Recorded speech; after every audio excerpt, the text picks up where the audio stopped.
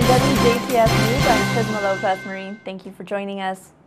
Monday afternoon, the Dubois County Council listened to the dialogue in regards to a proposed tax abatement review committee. Councilwoman Becky Beckman suggested a committee be formed that could potentially consist of others with a variety of expertise.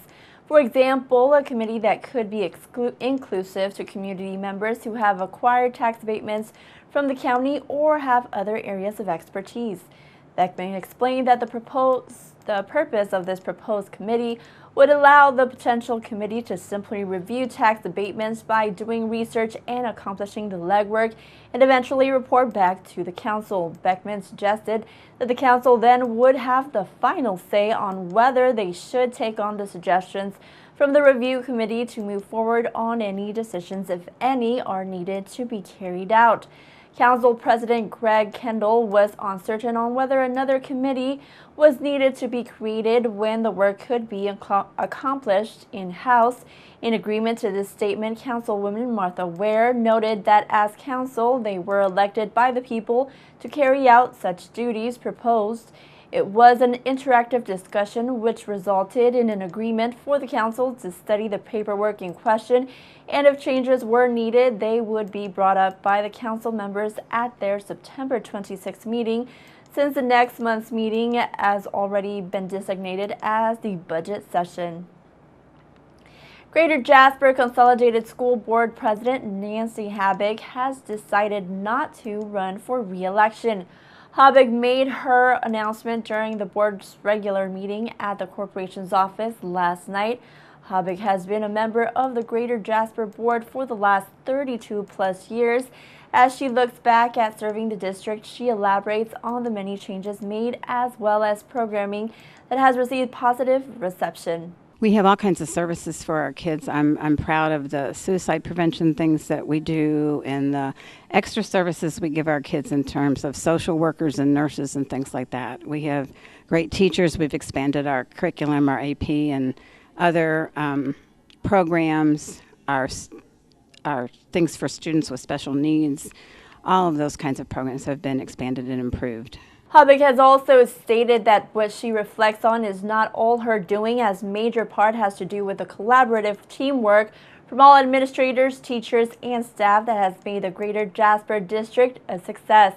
When asked for words of wisdom for her successor, Habig says the next person to take the gavel be one with an open mind. Habig says that simply taking each opinion and suggestion into account, which has created responsive results through the district. She says her decision not to run for re-election has been made with her family in mind and wants to invest more time with her father and grandchildren.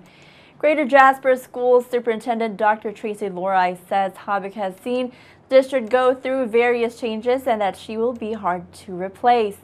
Dr. Lorai also talked about preparations for the district administrators and staff are making as they prepare for the upcoming school year, which begins August 10th. She also talked about construction and renovations that have either been finalized or near their final stages of completion. As they look ahead into school programming, she also shared a partnership with the local YMCA in regards to after-school programs.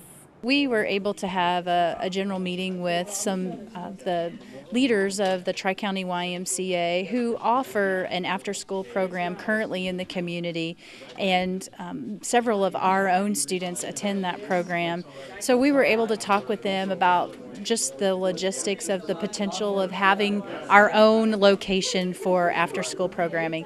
It looks very positive from both ends, both on the part of the district and the YMCA, and our hope is that if they are able to get staffing, that Fifth Street Elementary School would become a site for any students from 5th and 10th Street School who would participate in that after-school programming. Superintendent Dr. Tracy Lorai says this is an affordable program to suggest to parents and their children as it has valuable features of student development. The program itself, just the structure of that is what we think would be a positive benefit for our students. They get a healthy snack, they get physical activity, exposure to the arts, they would also get homework help, and so it is affordable, it is structured, and it would, I think, fill a gap that a lot of our students have in terms of after-school programming. Also, last night, the board took a look at the corporation's 2017 budget. Each district varies in the budget estimations they propose to the state, since each differs in their expenditures due to student enrollment. For the Greater Jasper District, Dr. Lori presented the board with a total budget estimate of nearly $38 million. Perhaps the only similarity between districts would be some line items that appear essential across the board, such as school transportation, the rainy day fund, bus replacement, and capital projects fund. The maximum estimated funds to be raised by this district is just under $16 million, with the current tax levy estimated at just over $15 million. County by county unemployment numbers for the month of June have been released, and after 2 months deadlock with Indianapolis suburb Hamilton County, Dubois County has taken a slight lead as far as counties with the state's lowest unemployment rate. Dubois County's unemployment rate last month came in at 3.4%, just 1/10 of a percentage point below Hamilton's. The Department of Workforce Development says the state's unemployment rate in June was 4.8%, down from the May rate of 5%. The department says more than 8,500 private sector jobs were added last month, most of them in leisure and hospitality and private education and health services.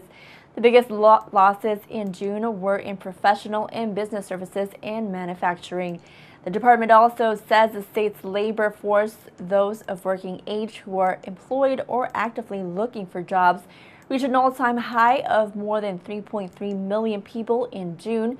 Other counties locally show Daviess County's June unemployment mark at 3.9%. Spencer County was at 4.1%. Martin County was at 4.3%. Warwick County was at 4% exactly and 0.5%.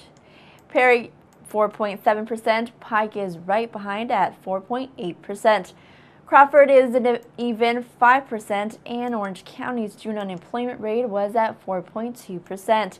Greene County surpassed Vermilion County with the state's highest unemployment rate last month at 6.7%. Among states that border Indiana, only Michigan had a lower unemployment rate at 4.6%. The national unemployment rate is 5.5%. The Dubois County Solid Waste District will be sponsoring their annual Agriculture Recycling Day next Wednesday, August 3rd from 8 in the morning till 12 noon. Farmers from around Dubois County and natural resource managers are invited to bring their empty triple rinse pesticide containers to be recycled. District officials say last year over 2,000 containers and 750 gallons of oil were recycled during the event. The district encourages farmers and resource managers to once again recycle this year. Oil will be accepted this year. However, there will be a $15 per drum fee, and drums must arrive on pallets or be able to be easily slid into a pallet. Drums will be emptied and be available for pickup at a later date. The event will take place at the district's process center located at 1103 South 350 West, just outside of Jasper. Farmers and resource managers can call the office at 812-482-7865 for additional information on this event. Stay tuned. Weather and sports still to come on 18 WJTS News.